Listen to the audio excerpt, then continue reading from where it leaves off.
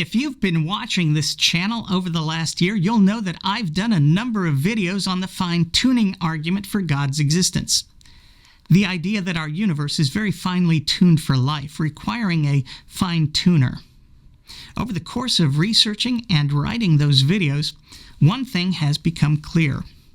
Our ideas about God have been very finely tuned for human need and human want. Remember, the all-knowing, all-powerful, all-loving God of modernity is just that, a modern invention. Even the idea of a God, monotheism, is a novelty. The tribal war god of Abraham is named Elohim, a plural. And Genesis reports God as saying, "Let us make man after our image, after our likeness." Nor is the tribal war god of Abraham all-knowing. He thinks the moon another source of light. He knows nothing of female anatomy. He wonders where his new creatures have gone and repents of having ever made human beings. So horrible are they that they must be wiped off the planet. As if he had no idea that would happen. Early on, the tribal war god of Abraham is said to be the god of the quid pro quo. I want no quid pro quo. If you do X, God will faithfully and dutifully do Y. Simply obey God's commandments, trust in Him, and He will keep your enemies at bay and your crops and livestock safe and healthy. Many Christians still believe in this God, afraid that He'll remove His hand of protection if we don't all fall in line. For large portions of the Hebrew Bible, it's clear that a form of henotheism rules the day. Henotheism is the idea that there are many gods, but that one God is bigger, better, longer, uncut, or simply the God to whom one's tribe is loyal, and in return receives protection and prosperity. A God, rather than the God.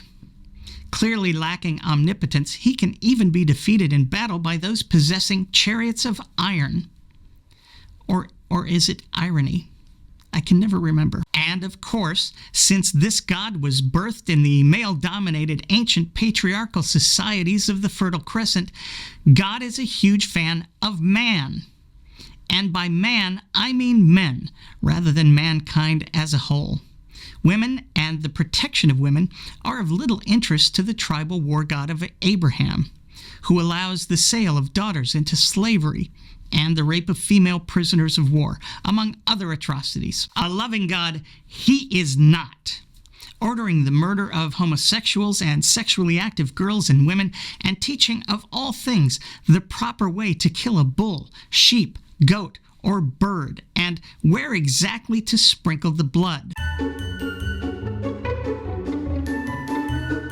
The ancient tribal war god of Abraham can't even be bothered with an afterlife to right the injustices of this earthly existence. Go ahead, look for it in the Hebrew Bible. You might be able to cobble something together, but the afterlife is certainly not explicitly promised or outlined, which is why Dennis Prager, a Jew, can say something like this. People always ask me, so what happens in the afterlife? To which I can only respond, I don't know. Then, as humans became more sophisticated in their understanding of the world as they evolved culturally and morally, this God simply would not do. He's just not big enough. Nor did he satisfy the ever-growing needs of our philosophical puberty. Seeing empirically how God was unable to protect his own from the injustices of this world, even those who kept the commandments, believers needed a finely tuned alternative, but something which could better withstand the empirical challenges of God's painfully evident, pitiless indifference. The finely tuned payoff for following God's commandments would surely arrive, but later, in a life to come. Yeah, wow.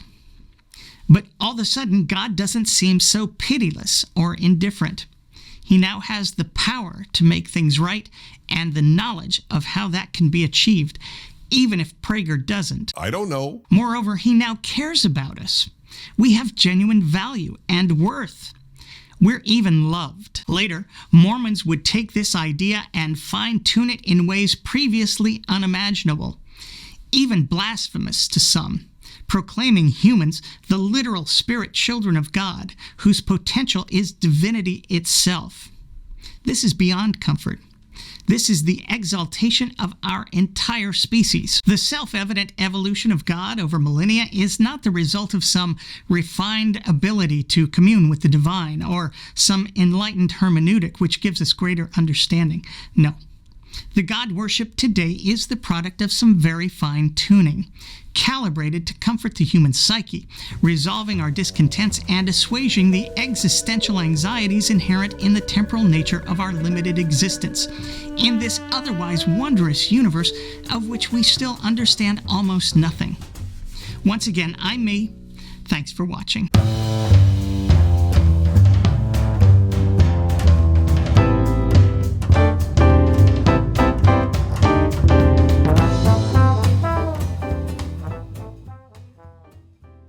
I want no quid pro quo.